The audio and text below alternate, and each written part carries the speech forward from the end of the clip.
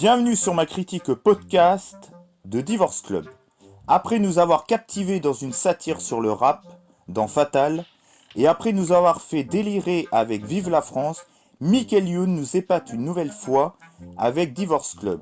Sauf que cette fois-ci, il se met en retrait en tant qu'acteur, en essayant qu'un seul petit rôle d'un mec qui se fait maltraiter par sa gonzesse, interprété magnifiquement bien par Claudia Tagbo, une femme qui a des couilles, mais qui fait flipper.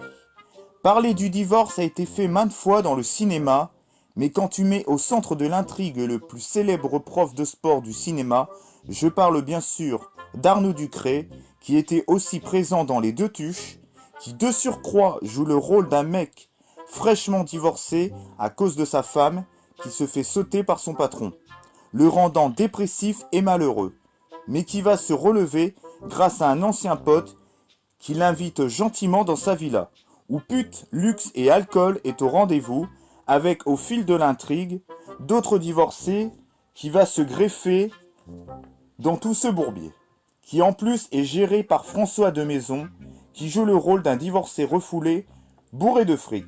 Le film va s'enchaîner proposant un pur délire jouissif pendant tout le métrage. Le pauvre divorcé va en voir des vertes et des pas mûres. Le personnage, interprété par Arnaud Ducré, est magnifiquement bien interprété et mis en valeur dans ce film. On voit que les acteurs s'amusent, Michael Youn aime ses employés et ça se ressent.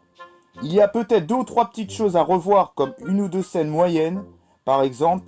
Malgré un petit réglage à faire, le film est foutrement drôle, touchant et sincère dans sa démarche. La douleur du divorcé est respectée. Les différentes manières d'aborder le divorce est bien écrit. La nympho divorcée Audrey Fleurot est magistrale, charmante et talentueuse. La romance au cœur de ce métrage est bien exploitée aussi. Tout comme le final qui dure plus d'une demi-heure, mais dont tu pleures de rire littéralement pendant cette durée-là. Plus une seconde partie de film qui clôture bien le métrage. Le film va assez loin dans la provocation, le casting secondaire n'est pas en reste non plus, le casting est dans l'ensemble très bon, Michael Youn aurait mérité une place plus importante dans le film. Là, je l'ai trouvé un peu timide, mais en tant que réalisateur, il fait largement le taf. Bravo monsieur Young. La mise en scène est classique, mais ça fonctionne parfaitement. Le scénario est quant à lui vraiment très bon. C'était une bonne idée d'exploiter le divorce de cette façon-là. Le film a un véritable fond derrière tout ce côté délire. Le film ne prend pas le spectateur pour des cons. La musique aussi est sympa. Il y a des petites musiques des années 80 qui ne payent pas de mine. Dans l'ensemble, j'ai passé un super moment. Un film que je vous recommande à voir seul, en famille ou entre potes. Vous allez passer un sublime moment.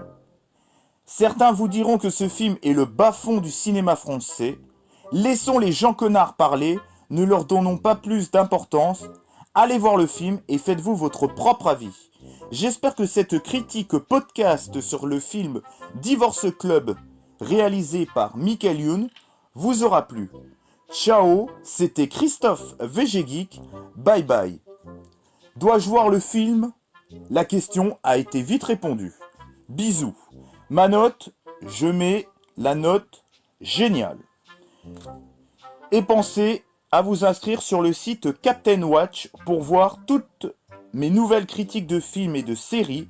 Je vous encourage vivement à aller voir ce site, à vous inscrire, à vous abonner et à partager des pitchs des films que vous aurez vus au cours de vos journées. Passez une bonne journée, ciao et bye bye. Et allez voir le film Divorce Club.